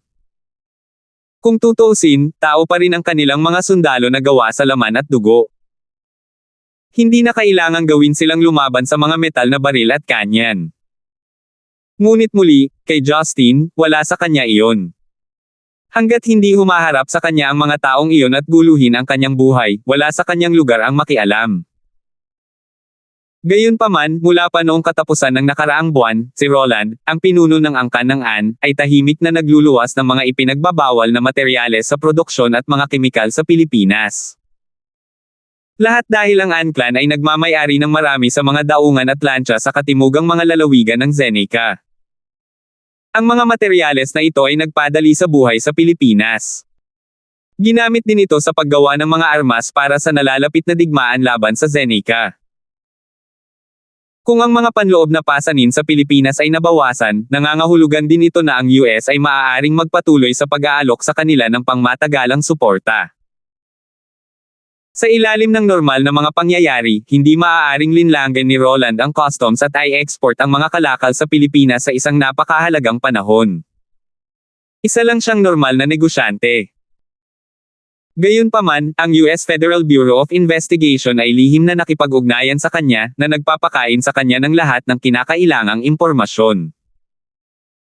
Ang mga espesyaliya mula sa FBI ang namamahala sa paghawak ng mga detalye, tinutulungan si Roland na makatakas sa atensyon ng gobyerno ng Zenica habang binibigyan siya ng higit sa doble ng mga oras ng kanyang karaniwang kita. Kumbinsido, tinanggap ni Roland ang kahangahangang deal na inialok sa kanya. Ginawa ito ng isang Roland hindi dahil mayroon siyang ganap na tiwala sa FBI, ngunit dahil alam niyang mayroon pa rin siyang Rothschild clan bilang kanyang backup. Bukod pa rito, ang dahilan kung bakit siya nakakuha ng customs exemption para sa kanyang mga ferry ay dahil sa badge ng angkan ng Rothschild. Isa lamang ito sa maraming benepisyong tinatamasa ng mga nakalikom ng badge. Ang hindi niya alam, gayunpaman, ay pinili siya ng FBI dahil nalaman nila ang tungkol dito. Ang Rothschild clan ay hindi kabilang sa anumang partikular na bansa.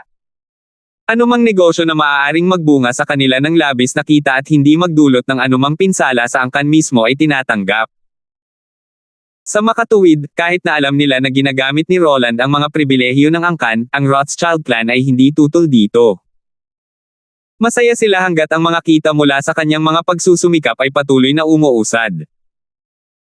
At kung may nangyaring mali, hanggat inilagay nila ang lahat ng responsibilidad sa Roland, ang gobyerno ng Zenica ay hindi maglalakas loob na hawakan ang Rothschild clan. Ngunit walang sikreto ang maaaring itago magpakailanman. Isang Roland ay nagsasagawa ng kanyang mga negosyo sa loob ng halos kalahating buwan ng lihim sa likod ng kanyang pamilya bago ang mga bakas ng kanyang mga pakikitungo sa wakas ay natuklasan ng National Defense Department at National Security Bureau. Ang mga espesyal na unit sa National Defense Department ay nakatutok sa Roland, at ang mga asset ay nagyelo bilang tugon. Napagtatanto na ang sitwasyon ay nakompromiso, ang Rothschild clan ay agad na umiwas sa kanilang responsibilidad at isinisisi ang lahat kay Roland. Lihim din nilang idineklara sa gobyerno ng Zenica na hindi sila magsusumamo para sa Roland dahil lang sa business partner sila. Nang makitang dead end na si Roland at malapit ng arestuhin, pinili ng US na huwag siyang iwanan gaya ng ginawa ng Rothschild clan. Nagtalaga sila ng mga espesyal na ahente mula sa FBI para ipuslit si Roland palabas ng bansa. Sa huli, nagawa niyang makatakas at tahimik na nakadula sa US. Bagaman ito ay tila isang mahirap ngunit walang bungang pagsisikap, ito ay talagang isang game time na paghahanap para sa talento. Kung gusto ng mga Amerikano na patuloy na makipagtulungan ang mga tao sa kanila sa mga darating na digmaan, kailangan nilang tiyakin na alam ng kanilang mga kaalyado na handa silang bantayan sila. Kung hindi, sinong nasa tamang pag-iisip ang magtatrabaho para sa isang nagtataksil sa isang bansa? Sa makatuwid, handa silang iligtas si Roland kahit naubos na niya ang kanyang halaga. Dahil ito ay isang digmaan lamang sa pagitan ng mga normal na tao, ang mga organisasyon tulad ng Red Flame Iron Brigade ay hindi nasangkot. Hindi sana makakatakas ang isang Roland kung gagawin nila ito. Matapos sabihin ni Joyce ang kanyang isipan, nahulog siya sa komportableng katahimikan habang nakapatong sa mga balikat ni Justin nang medyo nakapikit ang kanyang mga mata. Sa wakas, nagpatuloy siya sa pagsasabi, noong nakaraan, naisip niya na siya ay arestuhin. Noong panahong iyon, hiniling niya sa akin na humingi ng tulong sa iyo tungkol sa bagay na ito. Ngunit, paano ko magagawa? Kung hindi dahil sa iyo, ako at ang aking ama ay nilamon ng buo ng angkan ng Brown, hindi lamang siya hindi nagmuni-muni sa kanyang mga aksyon, gumawa pa siya ng gayong mga taksil na aksyon upang ipagkanulo ang bansa. Ngunit hindi mo siya kayang iwan mag-isa. Siya ay pamilya pa rin kung tutuusin. Kaya't nakaramdam ka ng lagnat. Walang tigil kang umiinom sa gabi at madalas na late sa trabaho sa araw, sabi ni Justin bago siya nagpakawala ng mahabang buntong hininga. Napagtanto niya na masyado pa rin siyang pabaya, na hindi nagbigay ng sapat na atensyon sa babaeng katabi niya. Tumango si Joyce na may luha sa kanyang mga mata. Paumanhin. Alam kong mali na itago ko ito sa iyo. Ngunit nangyari ito sa panahon ng krisis ni Yellow. Hindi ka nag-iisa sa akin, kaya hindi ko maaaring hilingin sa iyo na huwag pansinin si Sister Lysander at ang iba pa para lang tulungan ako at ang lalaking iyon. Noon, naawa na ako sa iyong ina at Boss Lysander dahil sa usapin tungkol kay Melvin Lawton. Ngayong ang usapin na ito ay may kinalaman sa National Defense Department at humingi na ako ng FBI. Hinaplos ni Justin ang buhok ni Joyce. Ang babaeng ito ang pinaka-unqualified na third party. Parang lagi siyang nag-aalala na baka iwan siya nito. Nagresulta ito sa pagpapahirap niya sa sarili habang sinusubukang pasayahin siya. Wala lang. Tutulungan kita sa dahan-daang ito. Ang kailangan mo lang gawin ay manatili sa tabi ko, sabi ni Justin para aliwin siya. Inilabas niya ang kanyang telepono, nag-isip sandali, at nag-dial ng numero. Natapos tawag at narinig ang tawa ng isang lalaki. Mahal kong kaibigan, iyong kamahalan Pluto, ano ang nagdudulot sa iyo na tawagan ako sa oras na ito? Ang iyong asawa ay naglagay lamang ng isang napakahusay na pagganap sa negosyo na ikinagulat ng lahat. Hindi ba dapat ay ipinagdiriwang mo ito kasama siya ngayon? Edward, bakit hindi mo sinabi sa akin ang tungkol sa bagay sa angkan ng Anne? Si Justin ay dumiretso sa punto. Kahit na wala siyang kakilala mula sa angkan ng Rothschild, ang matagal na niyang kaibigan na ito ay hindi man lang ipinaalam kay Justin ang tungkol dito. Bahagyang ikinagalit nito si Justin dahil tiyak na alam ni Edward ang sitwasyon. Isang mapait na ngiti ang pinakawala ni Edward sa kabilang dulo ng telepono. Right to brass tacks ha. I was originally wanted to just let it slide under the radar. Justin, sana maintindihan mo na kahit kaibigan mo ako, isa pa rin ako sa mga paparating na successor ng clan. The future of my clan is still my number one consideration. Dahil lang kumikita ang negosyo ni Roland. Kumunat ang noo ni Justin. Tama, pag-amin ni Edward sa harapan. Sa mata ng aming Rothschild clan, bansa, lahi, at teritoryo ay lahat ay walang kabuluhan. Ang aming kayamanan noon at hanggang ngayon, ang dahilan kung bakit kami nakaligtas ng ganito katagal. Hanggat maaari kaming kumita, handa kaming gumawa ng maraming hindi mapapatawad na mga kasalanan hanggat maaari. Bagamat ang mga aksyon ni Roland ay gagawing awkward ang mga bagay-bagay para sa aming pag-aalala. Ano man ang mangyari sa kanya ay nakasalalay sa kanyang kita, iyon ay wala sa kanya. Tadhana. Kung sinabi ko sa iyo ang tungkol dito noon pa man, tiyak na itinigil mo ito. Bilang isang miyembro ng Rothschild, hindi ko magagawa iyon. At sana ay maunawaan mo. At the same time, bilang kaibigan mo, utang ko sa iyo ang paghingi ng tawad. 717. Matapos marinig ang kanyang sasabihin, napangisi si Justin. Edward, naisip mo na ba kung ano ang mangyayari sa angkan mo kung magagalit sila sa akin? Kapag dumating ang oras na iyon, hindi ka may iligtas ng lahat ng pera sa mundo. Magtatapos lamang ito sa iyong angkan sa ilalim ng 6 na talampakan. Natawa naman si Edward sa kabilang dulo ng telepono. Hindi mo gagawin iyon. Kung talagang papatayin mo ang aking angkan dahil sa isang simpleng bagay na tulad nito, hindi kita nakipagkaibigan sa lahat ng mga taon na ang nakalipas. Hindi ko maisip na ang iyong mga nasasakupan ay masyadong masaya sa iyong desisyon. Isang Roland ang nasangkot sa gulo. Ang kanyang sariling kamay ang nagpilit sa kanyang suliranin. He overestimated kanyang sariling mga kakayahan. Ano sa tingin mo ay magiging ligtas ka kung aawitin mo ang aking mga papuri? What is it you want? As your friend, I can try my best to make it up to you on the account of our relationship, nagbitiw na sabi ni Edward. Hindi sumagot si Justin.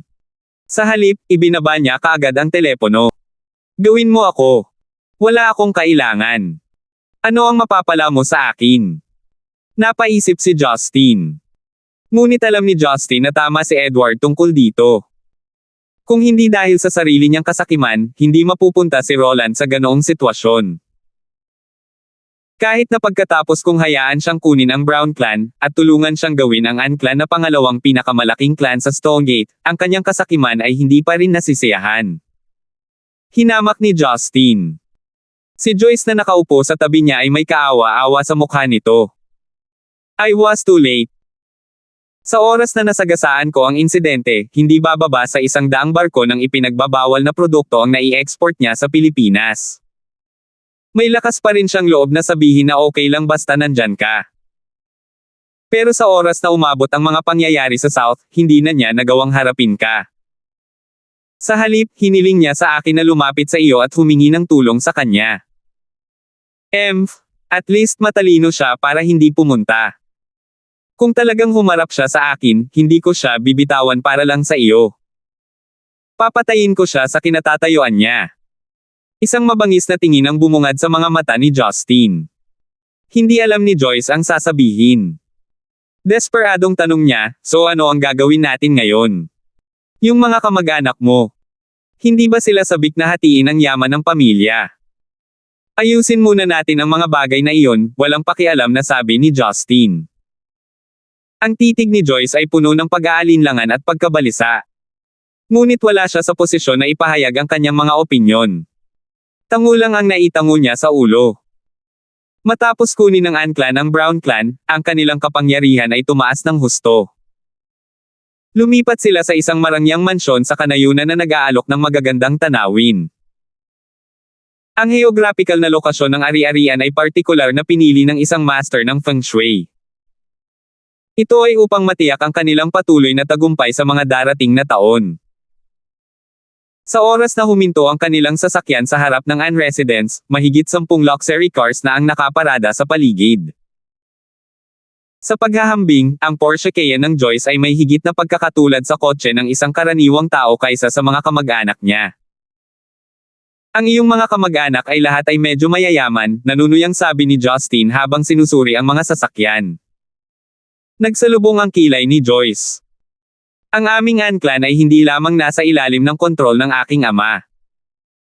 Mayroon akong iba pang mga tiyuhin na may malaking bahagi din sa angkan. Dahil sa kadahilanang iyon, hindi kami nananatiling nagkakaisa upang higit pang mapabuti ang aming angkan. Ngayong ang aking ama ay tinanggal sa larawan, halos masisiguro ko na sila ay maghahati-hati sa mga bahagi sa kanilang mga sarili. Hindi ba ang mga asset di umano ay nagyelo? Alam na, interesado pa rin silang ipaglaban ito. Tanong ni Justin habang naglalakad papasok ng mansyon kasama si Joyce. Umiling si Joyce. Bagaman ito ay nagyelo ngayon, ito ay kailangang ay unfrozen sa lalong madaling panahon o huli. Pagkatapos ng lahat, ang aming angkan ay may ilang mga pangunahing ugnayan sa mga makabuluhang negosyo sa rehiyon. Kung ang bansa ay nagbabalak na lunukin ito ay magiging masyadong mapangahas para sa kanila. Hindi pa banggitin ang strike sa kanilang imahe. Gayun din, ang pamumuhunan ng Rothschild clan sa aming angkan ay may bisa pa rin. Mahirap pa rin kunin ang kalamangan sa amin ng aming mga ari-arian.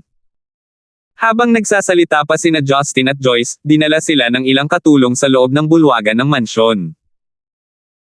Sa ilalim ng maliwanag na ilaw na chandelier ay nakatayo ang 12-dosenang mukhang mayabang na mga tao sa mga kaakit-akit na damit.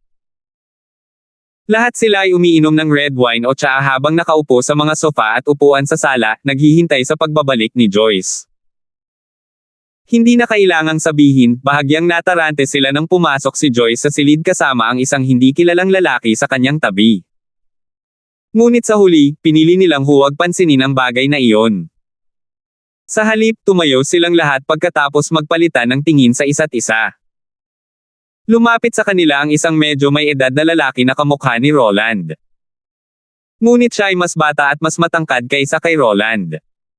Nagpakita siya ng ngiti ng isang Ginoo sa ilalim ng kanyang bigot. Pagkatapos ay magiliw niyang sinabi kay Joyce, "Joyce, sa wakas ay nakabalik ka na. Hindi ako makapaniwala na iiwan ka ng iyong ama ng ganoon lang. Nag-alala ako sa iyo bilang iyong pangalawang tiyuhin kaya agad akong pumunta para makita ka. Natutuwa ako na okay ka." Pilit na ngumiti si Joyce. "Second uncle, masyado kang nag-aalala. Okay lang ako. I am my own person." "Hoy, anak. Hindi na kailangang kumilos ng malakas sa harap ng pamilya. Isang magandang babae ang lumakad." Baka sa mga mata niya ang awa habang nagpatuloy, "Oh, ang tatay mo. Sa lahat ng bagay na maaari niyang gawin, bakit kailangan niyang ipaglaban ang kanyang sarili sa bansa at iwan ang kanyang kawawang anak? Nakakahiya sa aming clan. Pero Joyce, huwag kang masyadong malungkot. Mayroon ka pa kaming susuporta sa iyo. Kung magkakaroon ka ng anumang kahirapan sa hinaharap, huwag mag-atubiling makipag-ugnayan sa akin." Kinagat ni Joyce ang kanyang mga labi at tinanggo ang kanyang ulo.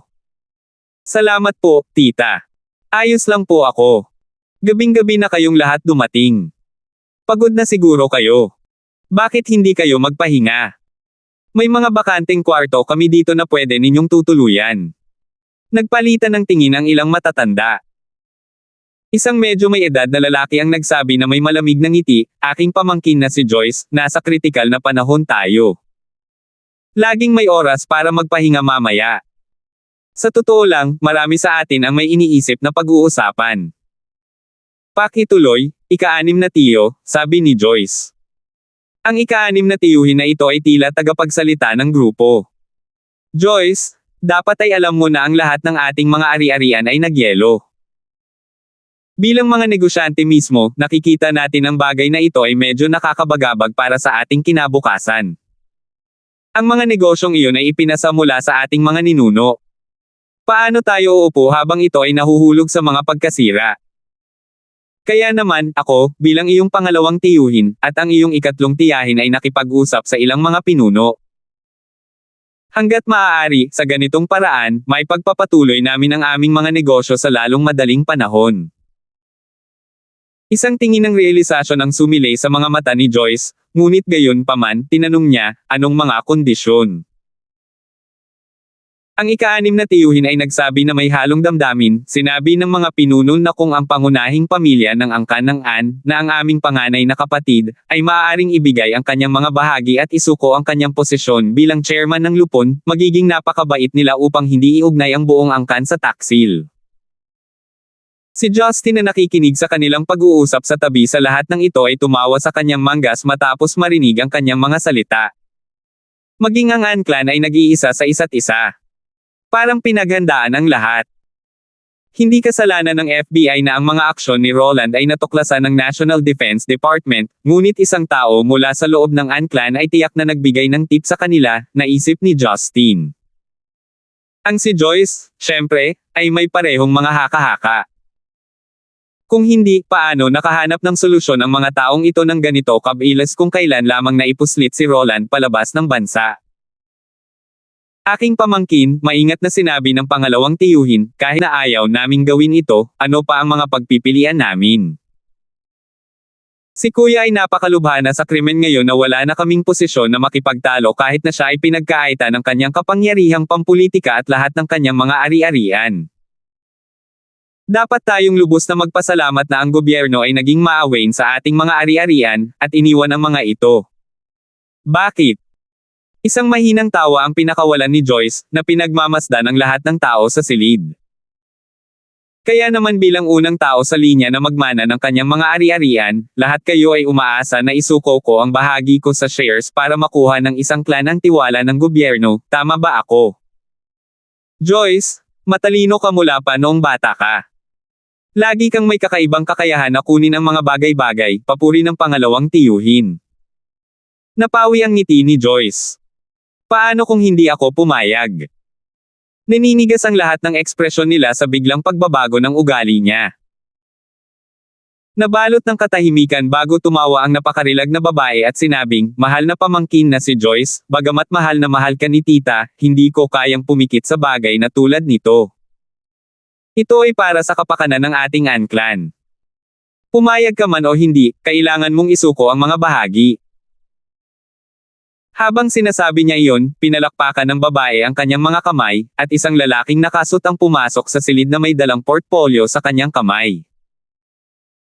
Inilagay niya ang isang set ng mga dokumento sa mesa at sinabi kay Joyce, Miss Anne, ako ang legal consultant ng Anclan. Narito ang isang share transfer agreement. Ang kailangan mo lang gawin ay lagdaan ang iyong pangalan dito, at ang iyong mga bahagi ng shares na natanggap ay relasyon ng naaayon. Sinabi ko na hindi ko ililipat ang aking mga bahagi, malamig na sabi ni Joyce. Kung ang iba ay dumating upang pag-usapan ang isyong ito, maaari kang umalis. Kahit na maging walang pera ako balang araw, hindi ko ibibigay ang aking mga bahagi. Sa mga salitang ito, tumahimik ang lahat sa silid. Nanunuya ang babae.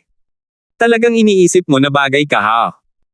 Mabait ang mga nakatatanda mo tungkol dito, pero ayaw mong makinig. Sa tingin mo ba wala kaming magagawa sa iyo, binibini? Magdala ka ng pipilitin sa kanya. Kaagad, may ilang bodyguard na naglakad patungo kay Joyce, malapit na siyang palibutan. Nakahawak sa likod ang dalawang babaeng bodyguard niya, hindi makagalaw kahit isang pulgada. Si Joyce ang sinasadyang lumipat patungo kay Justin na nakatayo sa likuran niya. Sumisid siya sa mga braso nito at niyakap siya ng mahigpit. Sumandal siya sa dibdib nito at itinaas ang ulo, tinitigin siya ng inosenteng mga mata. Hubby, sobrang masunurin ko this time. I'll let you handle this. Natuwa si Justin. Magaling talagang umarte ang munting vixen na ito. Pero gusto ko ang plot na ito, naisip niya. Pinalibutan sila ng mga bodyguard. Si Justin ay masyadong tamad na kumilos.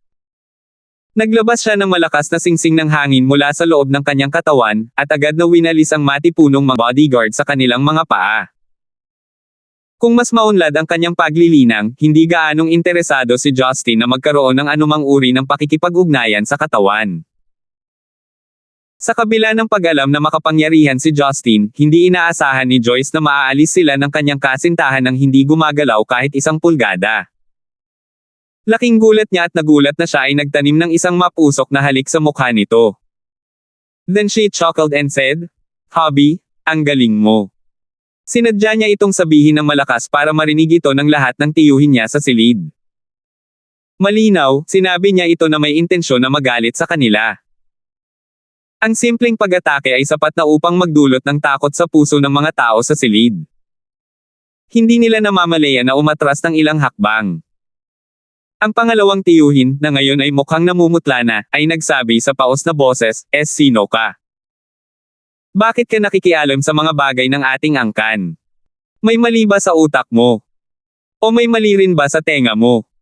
Ngumisi si Justin. Hindi mo ba narinig ang aking babe na si Joyce na tinatawag akong hubby? Bakit sa tingin mo ay nakikialam ako? Natigilan ang lahat. Hindi pa nila nakilala si Justin dati, at hindi nila alam na si Joyce ay may napakagandang partner. Bagamat gusto nila ang pera, mas interesado silang panatilihin ang kanilang buhay. Bagamat nag-aatubili silang pabayaan ang sitwasyon, napilitan silang umatras. Sumulyap sila sa isa't isa at tumango sa isa't isa. What a good daughter of the An clan. You got an outsider to deal against US, sarkastikong sabi ng babae. Mayroon kang lakas ng loob, ngunit makikita natin. Ang mga ari-arian ng An clan ay patuloy na magyayelo. Tingnan natin kung hanggang kailan ka makakapagtagal. Nang matapos niya ang kanyang mga salita, tumalikod na ang iilan sa kanila at aalis na sana. Sinulyapan ni Justin si Joyce, tinanong siya kung gusto niya silang manatili o kung gusto pa niya silang buhayin. Ang kanilang buhay ay hindi gaanong mahalaga sa kanya. Ngunit umiling si Joyce. Kahit na sila ay mga kasuklam-suklam na tao, sila pa rin ang kanyang mga kamag-anak kung tutuusin. Maliban kung wala siyang ibang pagpipilian, hindi siya magdadala sa kanila ng anumang pinsala. Hindi pa nila sinubukang patayin siya. Ngunit pagbukas pa lang ng pinto ng mansyon, tumakbo ang isang katulong mula sa labas, humihingal habang sumisigaw, "Ito ay masama, ito ay masama. Miss, mayroong isang unit mula sa Jarlingnan Militar dito upang arestuhin ang mga tao. Salamat po at sinamahan ninyo ako, ingat lagi mga master."